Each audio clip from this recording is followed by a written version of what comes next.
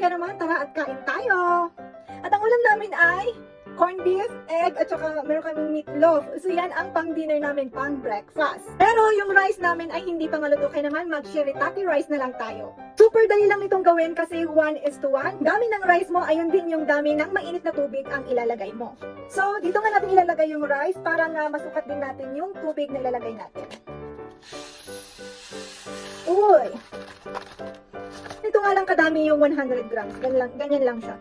Lagyan lang natin dito sa bowl.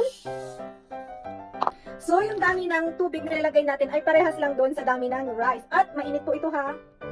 Then, ilagay lang natin dito sa rice.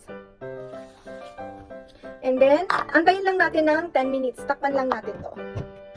So, habang inaantay natin yung kanin natin na hindi sinaing, ay alam nyo ba na ang shirataki rice ay all natural, low fat, at yun nga, madali lang siyang lutuin. Hindi na muna kailangang magsaing pa, hindi mo na kailangang gamitin pa yung gasol nyo o kaya yung rice cooker nyo. 5 to 10 minutes ay meron ka nang kanin.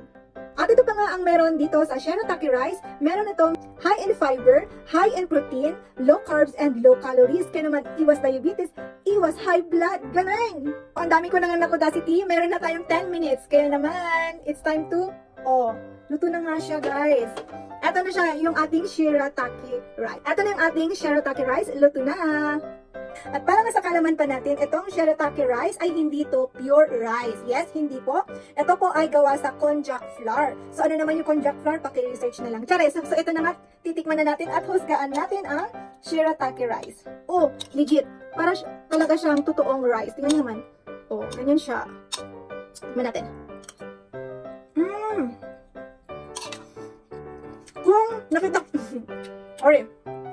Kung nakatikim na kayo ng Japanese rice, ganun na ganun yung texture.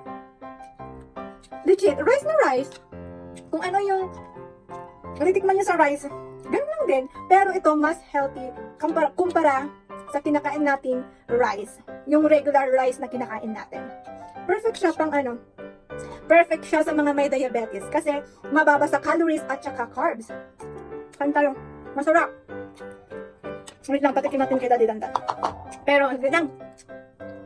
Masarap siyang partneran ng ulam. Wait lang, patikin natin kay Daddy Dandan. Masarap. Ayan, tikman mo muna yung rice.